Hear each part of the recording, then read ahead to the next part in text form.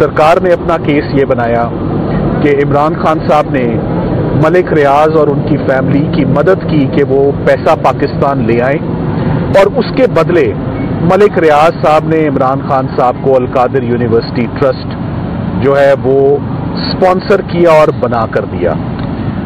जब आप नैब का रेफरेंस पढ़ेंगे और चार्ज पढ़ेंगे तो आज से पहले तक ये तासुर आता था कि वो एक गोस्ट प्रोजेक्ट है, वो एग्जिस्ट ही नहीं करता।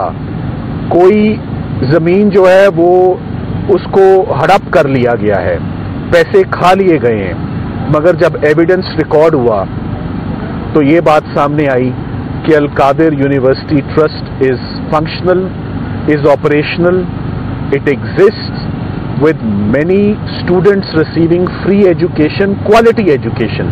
गवर्नमेंट कॉलेज लाहौर से एफिलिएटेड है, लम्स की फैकल्टी वहाँ पर आती है, और उसको मलिक रियाज साहब ने जो लैंड गिफ्ट किया और उसके बाद उसको स्पॉन्सर किया, उसकी कंस्ट्रक्शन को, और वहाँ पर फर्नीचर और स्टूडेंट्स के लिए जो सहूलियात अवेलेबल हैं। सो कहना हम ये चाह रहे हैं कि चैरिटी वर्क और ह्यूमैनिटेरियन वर्क, अगर इसने भी पॉलिटिकल विक्टिमाइजेशन की जद में आना है तो ये बड़ा अनफॉर्चुनेट है।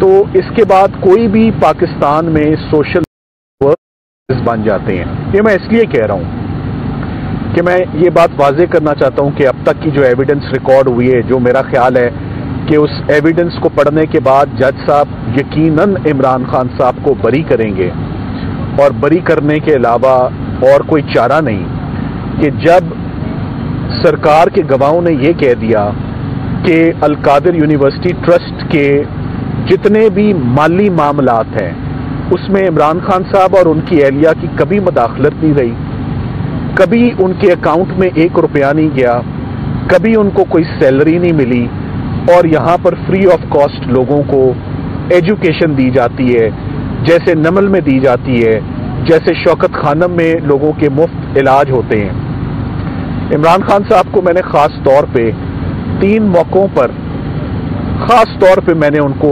अपसेट देखा विद दी प्रोसिक्यूशंस। वो कौन कौन सी प्रोसिक्यूशंस थी गुज़िश्ता 2 सालों में, वो मैं ज़रूर बताना चाहूँगा। जब ज़िले शाह का मर्डर हुआ तो बहुत अपसेट हुए कि ये हमारे साथी को मार के इन्होंने हमारे ऊपर मुकदमा डाल दिया। That was an upsetting moment for him which I saw. उसके बाद जब इद्दत और निकाह का केस आया तो वो उससे बहुत अपसेट हुए कि ये बिलो द बेल्ट था, ये केस कभी नहीं आना चाहिए था। बाकी 280 केस जो बने हैं चलो उनकी खैर है, मगर इद्दत और निकाह इज ए शेमफुल केस, ये नहीं बनना चाहिए था।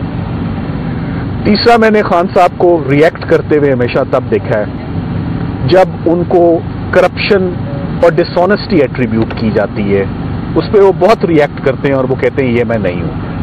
और केस ने भी और एविडेंस ने भी यही इंडिकेट किया है कि जितनी भी आज दिन तक एफर्ट्स हुई हैं, रिपीटेडली क्रिमिनल जस्टिस सिस्टम ने 280 क्रिमिनल केसेस जो खान साहब के ऊपर रजिस्टर किए हैं उसमें से सेलेक्ट करके 5 केसेस को आइडेंटिफाई किया कि ये दी बेस्ट केसेस हैं। वो साइफर था, वो तोशा खाना था, वो इद्दत निकाह था, वो अल-कादिर था। पिछले सारे केसेस ख़त्म हो गए हैं तो अब 2 नए केसेस आ गए हैं। हम उम्मीद करते हैं कि जो आज हमने असिस्टेंस दी है, मैं बहुत कॉन्फिडेंस से आपको कह रहा हूँ कि इन केसेस में इक्विटल ही वो डिज़र्व करते हैं और इक्विटल ही होना चाहिए।